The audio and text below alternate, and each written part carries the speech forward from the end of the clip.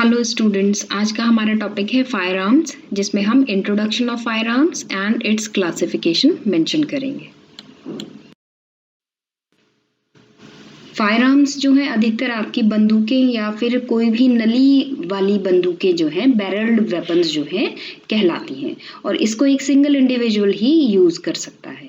और यहाँ पे जो है जब भी एक सिंगल इंडिविजुअल इस तरीके की फायर आर्म्स को यूज़ करता है तो उसके पास एक टारगेट होता है जिस पे उसे अपना हथियार जो है इस्तेमाल करना है, और जो आपका वेपन है, गन है, उससे एक तरीके का प्रोजेक्टाइल जो है, प्रोजेक्टाइल मतलब कोई भी फेंकने योग्य चीज़ जैसे शॉट्स हो गए या बुलेट्स हो गई, तो वो प्रोजेक्टाइल्स जो हैं रिलीज होती हैं आपकी फायर आर्म से, और तो टारगेट को हिट करती हुई टारगेट का डैमेज करती हैं।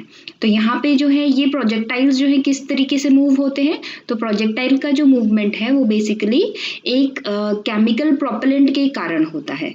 तो केमिकल प्रोपेलेंट जो है जो प्रोपेल करेंगे आपके इंटरनल जो भी शॉट्स या बुलेट्स जो प्रेजेंट है गन की, उनको प्रोपेल करने के लिए केमिकल प्रोपेलेंट्स जो हैं एक तरीके की एक्सोथर्मिक कंबशन क्रिएट करती हैं, जिन्हें हम डिफ्लेग्रेशन भी कहते हैं।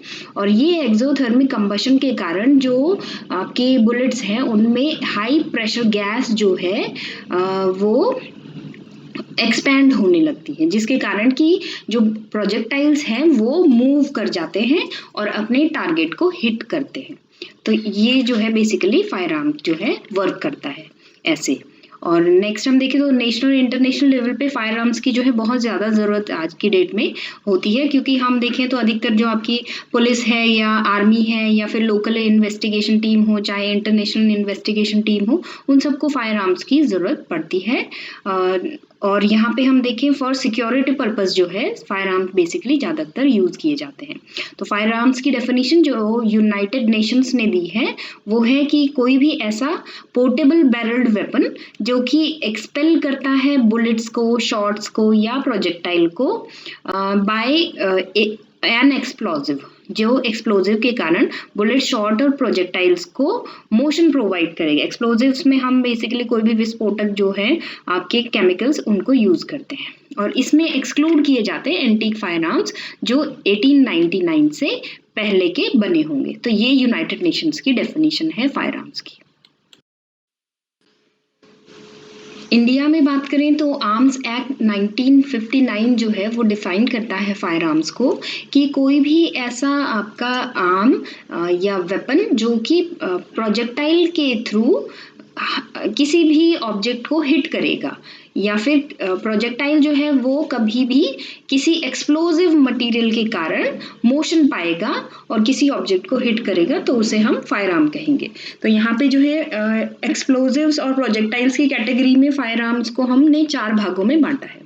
तो ये जो है artillery, hand grenades, Riot pistols और ऐसे ही कुछ हथियार जो हैं उनको हम फायर आर्म कहेंगे, जो कि किसी लिक्विड मटेरियल या फिर किसी गैसेस मटेरियल के कारण अपना प्रोपेलेंट मोशन शो करेंगे। वहीं हम देखें कुछ एसेसरीज जो फायर आर्म को डिज़ाइन करने के लिए इस्तेमाल की जाएंगी और जिनसे फायर जो है रिलीज होगी, जो फायर क्रिएट करेंगी, उनको भी हम फायर आर्म की कैटेगरी में रखेंगे। वहीं कुछ ऐसे मशीनरी पार्ट्स या फिर कोई ऐसी मैन्युफैक्चरिंग जो उन पार्ट्स को बना रही है, उसको भी हम फायर आर्म की कैटेगरी में रखेंगे। नेक्स्ट कैरेजेस हो गए या फिर आपके प्लेटफॉर्म्स और अप्लायंसेस जो भी हम आर्टिलरी सर्व करने के लिए इस्तेमाल करते हैं, उनको हम फायर आर्म की कैटेगरी में रखते हैं according to arms act 1959।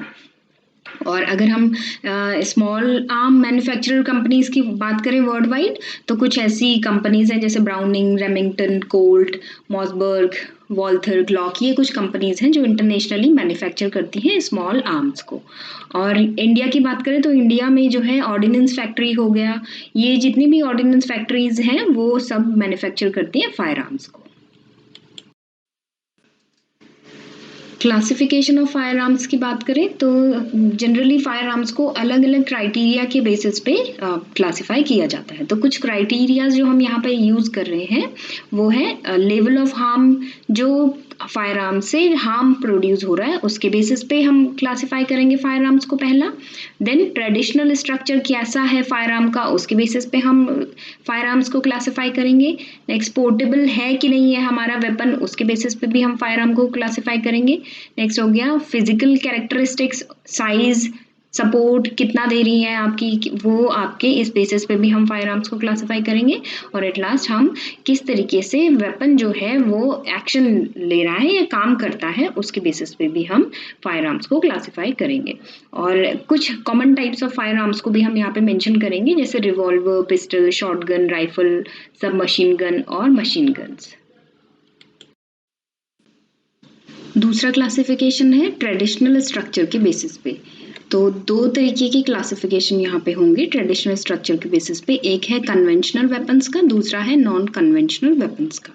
Conventional weapons को ट्रेडिशनल वेपन्स या पारंपरिक जो वेपन्स है मिलिट्री के द्वारा जो इस्तेमाल किए जाते हैं वो सब आएंगे इसमें। और इसमें बेसिकली यूनाइटेड नेशंस ने कन्वेंशनल वेपन्स को 7 कैटेगरीज में डिवाइड किया है। तो सबसे पहली कैटेगरी हो गई जैसे बैटल टैंक्स। तो ये जो आपके वेपन्स है कन्वेंशनल, ये मिलिट्री पर्पज से या सिक्योरिटी पर्पज से कंट्री के द्वारा ही इस्तेमाल किए जाते हैं और इनसे जो है मास डिस्ट्रक्शन भी होता है, ये ध्यान में रखेंगे। तो सबसे पहले बात करें हम यूएन की कन्वेंशनल आर्म्स की कैटेगरी की, तो पहला है बैटल टैंक्स। तो इसमें जैसे इंडिया का हो गया अर्जुन और भीष्म, ये जो है बैटल टैंक्स आते हैं। और आर्मर्ड कॉम्बैट व्हीकल्स की बात करें तो ये जो है आपके व्हीकल्स होंगे जो हम इस्तेमाल करते हैं टैंक्स या आपके जो भी बिग वेपन्स हैं उनको लाने ले जाने के लिए, और इसमें आपकी बहुत सारी मिसाइल्स वगैरह ये सब जो है आर्म्ड रहती हैं।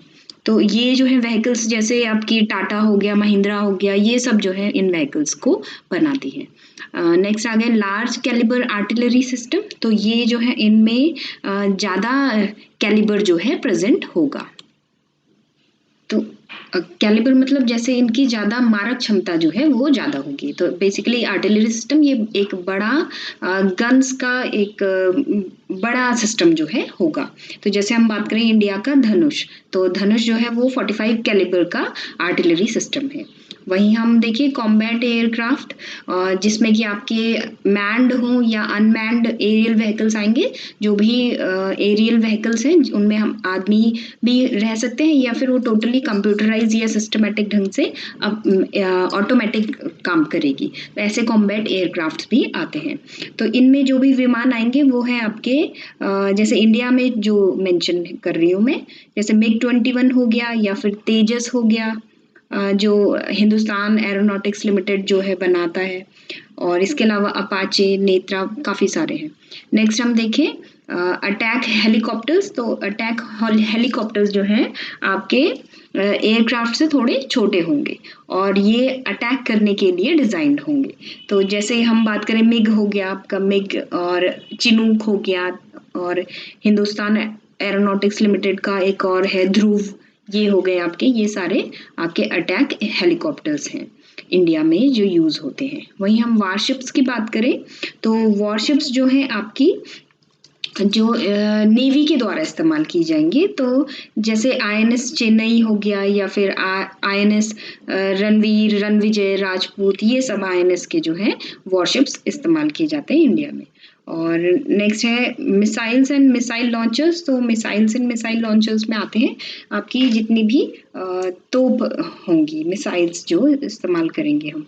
तो इंडिया में इस्तेमाल होती है जैसे ब्रह्मोस हो गया, धनुष हो गया, अग्नि हो गया। सबसे बड़ा मिसाइल जैसे अग्नि 5 आपका, पृथ्वी आपका, निर्भय, ये सब जो है मिसाइल्स इंडिया में यूज़ की जाती हैं जो ट्रेडिशनल या कन्वेंशनल वेपन्स की कैटेगरी में आते हैं। नेक्स्ट आ गया नॉन कन्वेंशनल वेपन्स। तो इसमें आपके वो वेपन्स आते हैं जो अगेन मास डिस्ट्रक्शन तो करेंगे और आपके, लेकिन साथ साथ में ये एज सच जो है मिलिट्री के द्वारा इस्तेमाल नहीं किए जाते। तो इसमें आते हैं आपके जैसे एटॉमिक आपके वेपन्स हो गए या फिर बायोलॉजिकल आपके वेपन्स हो गए और या फिर केमिकल वेपन्स। और स्पेसिफिकली हम बात करें तो इनको ABC से कैटेगराइज किया गया, एटॉमिक, बायोलॉजिकल, केमिकल्स और साथ में NRBC यानी कि न्यूक्लियर, रेडियोलॉजिकल, बायोलॉजिकल और केमिकल वेपन्स। तो ये जो है ट्रेडिशनल वेपन्स नहीं होते हैं। तो अभी कई सारी कंट्रीज जो है इस तरीके के वेपन्स भी अपने पास रखती है।